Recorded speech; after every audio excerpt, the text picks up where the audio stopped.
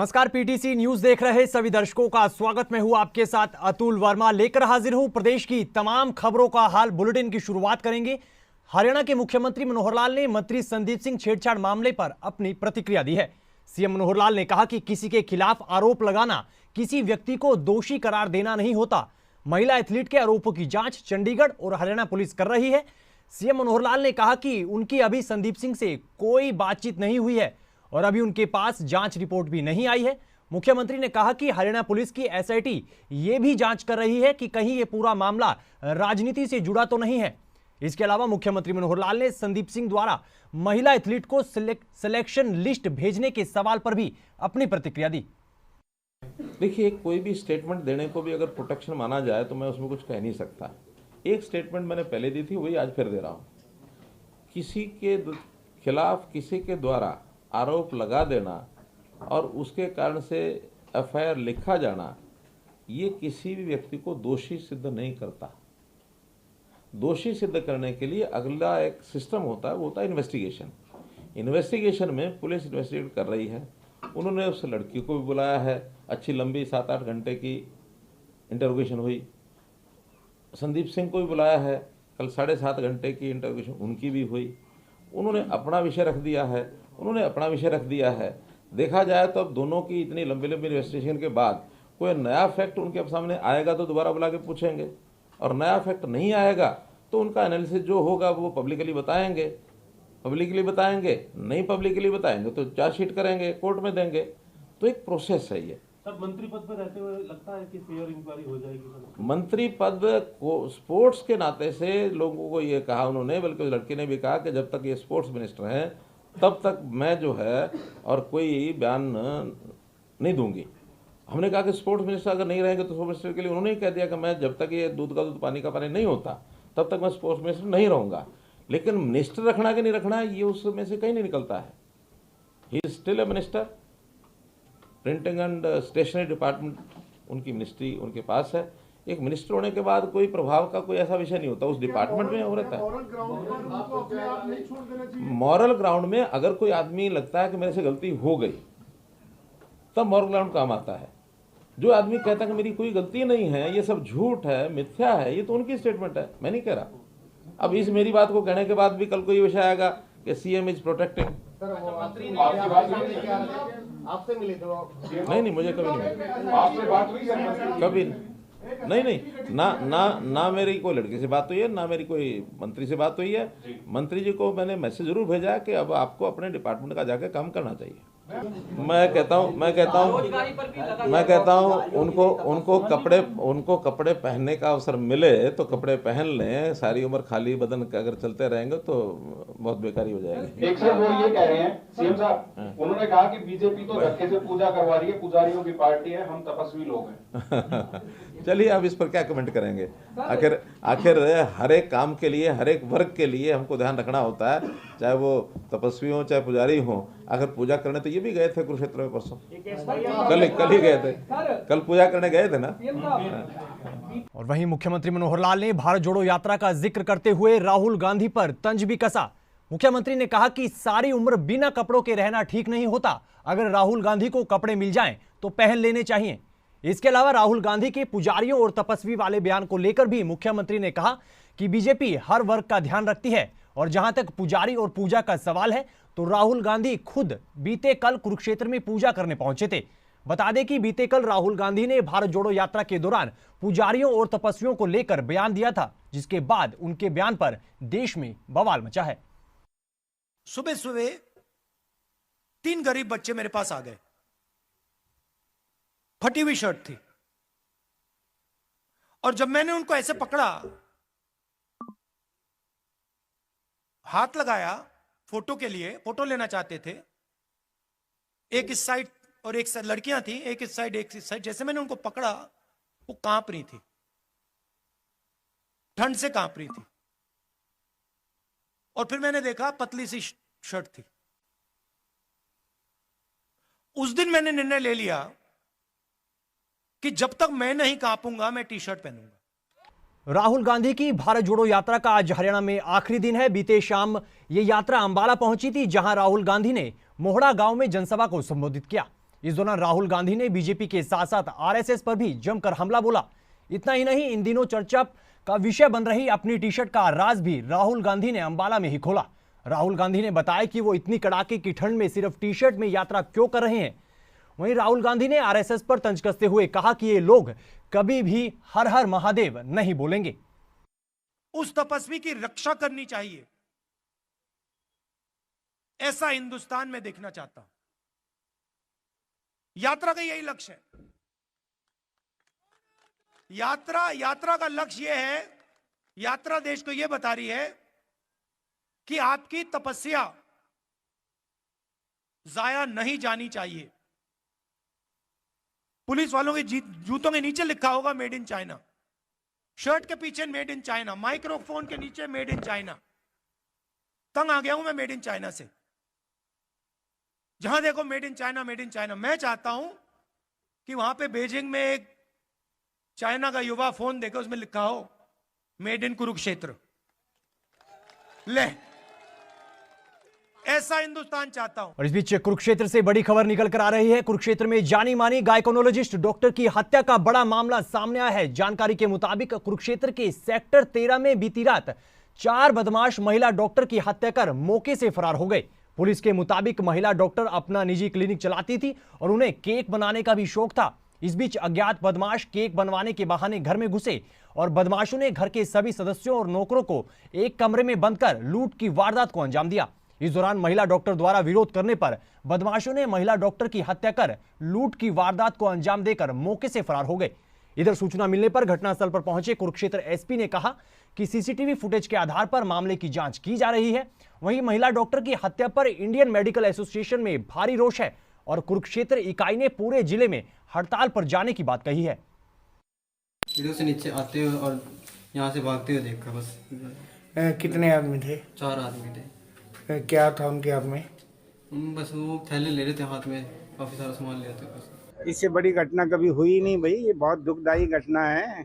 ये सभी के लिए है, डॉक्टर्स के लिए नहीं, सभी हर डॉक्टर्स के लिए तो है ही, हर बिजनेसमैन के लिए भी, हर व्यापारी के लिए भी ये जीता जागता लॉ एंड ऑर्डर्स की कंडीशन है और हम और पूरे शहर के लिए। और ये तकरीबन इस 50 साल में हम ऐसी घटना इस प्रोफेशन में पहली दफ़ा हो रहे हैं।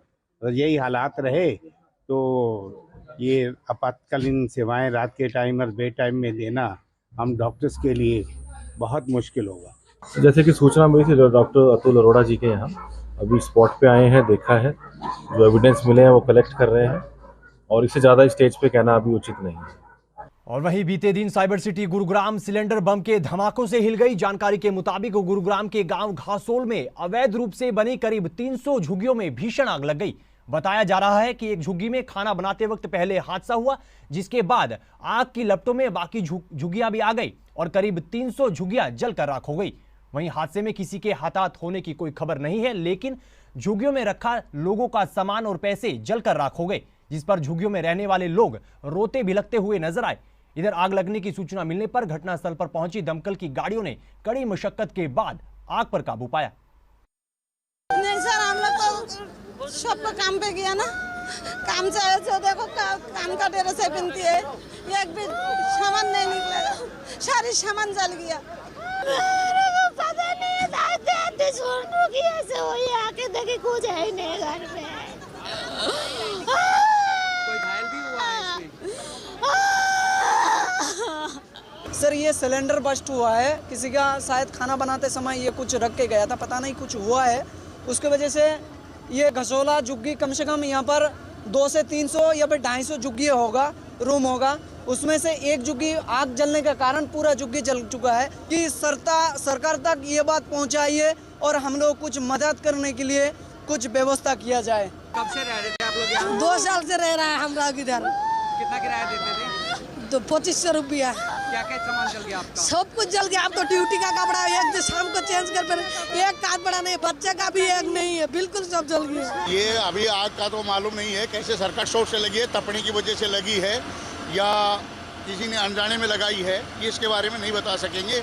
हमारे पास 11:35 का मैसेज है, उसके बाद में आग करके हमने 2 गाड़ियाँ तुरंत मौके से निकाल दी और भी निकाल दी गाड़ियाँ हमने अपनी फायर की गाड़ियाँ, 35-40 गाड़ियाँ आ गई है मौके पे और कवर कर दिया है। आग को आगे नहीं बढ़ने दिया है।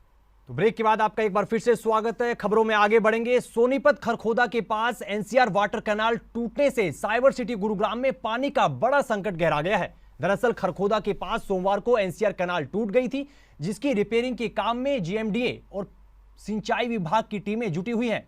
पहले आधिकारिक तौर पर यह दावा किया जा रहा था कि गुरुग्राम में जिस तरीके से गुरुवार तक एनसीआर कैनाल को रिपेयर किया जाना था, लेकिन शनिवार तक भी कैनाल की रिपेयरिंग का काम जारी रहा। ऐसे में साइबर सिटी गुरुग्राम में मंगलवार तक पानी की सिंचाई और सप्लाई बाधित हो सकती है और दोनों ही ट्रीटमेंट प्लांट की स्टोरेज भी कम होने की बात कही जा रही है, जिसके बाद गुरुग्राम में जल संकट गहराता जा रहा है। दिक्कत आई है ये बहादुरगढ़ खरखोदा के पास, बहादुरगढ़ के नज़दीक में एनसीआर चले में 20 हुआ है। उसके कारण रॉ वाटर ये लास्ट संडे या मंडे की बात है जो हुआ था, तो 4 दिन तो बिल्कुल ही पानी नहीं आया। जो हमारे पास रिजर्व था उसको ही हमने मेंटेन किया वाटर सप्लाई। तो इन्होंने वीरवार को इरिगेशन ने इसको ठीक कर दिया था, बट फिर उसमें पानी छोड़ा, फिर उसमें लीकेज शुरू हो गई, तो वो फुल कैपेसिटी पे नहीं चल पा रही है। तो उसके कारण फिर हमने डिसीजन ये लिया फ्राइडे से हम अल्टरनेट डेज पे सप्लाई देंगे to maintain the water supply, कि हर एक आदमी को पानी पूरी मात्रा में मिल जाए। अब इरिगेशन से या इंजीनियरिंग चीफ से मेरी बात हुई थी, उन्होंने ब्रिज को ठीक कर दिया है और वो पानी धीरे धीरे उसको बढ़ा रहे हैं और ये फुल कैपेसिटी पे उन्होंने कमिट किया है कि वेडनेसडे तक वो फुल कैपेसिटी पे इसको ले आएंगे।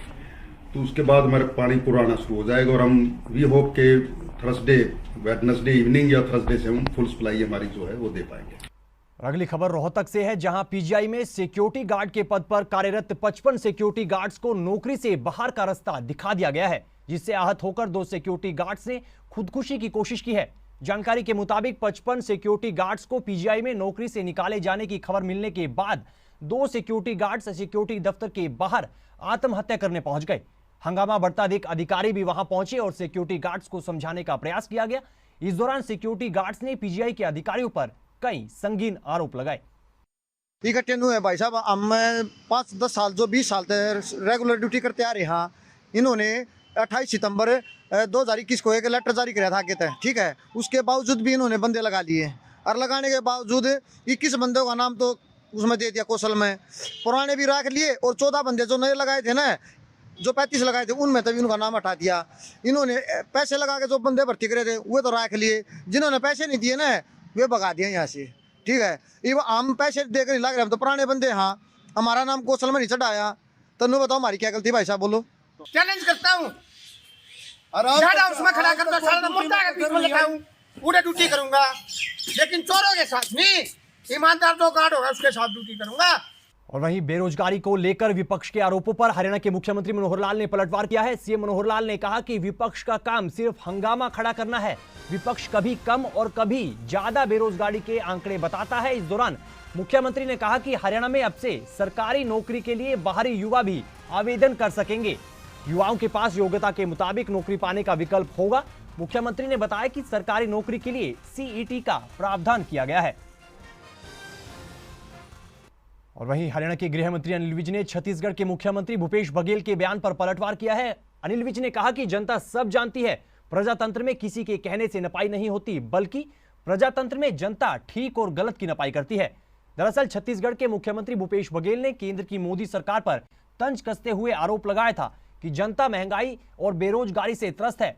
वहीं अनिल विज ने शिवसेना के सांसद संजय राउत पर भी तीखा हमला बोला। विज ने कटाक्ष करते हुए कहा कि शिवसेना को हमेशा दूसरों की चलती हुई सरकार में ही खोट दिखाई देती है। महाराष्ट्र की सरकार दमखम के साथ चल रही है और आगे भी यूं ही चलती रहेगी। अपने से चली नहीं,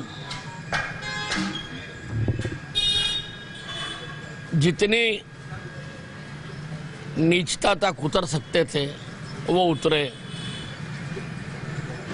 बाला साहब ठाकरे का जो विश्वास था उसको धोखा दिया। जिनके साथ खड़े होते थे उनको छोड़ा। अपने से तो चली नहीं, अब दूसरे की चलती हुई में भी इनको खोट नजर आ रहा है।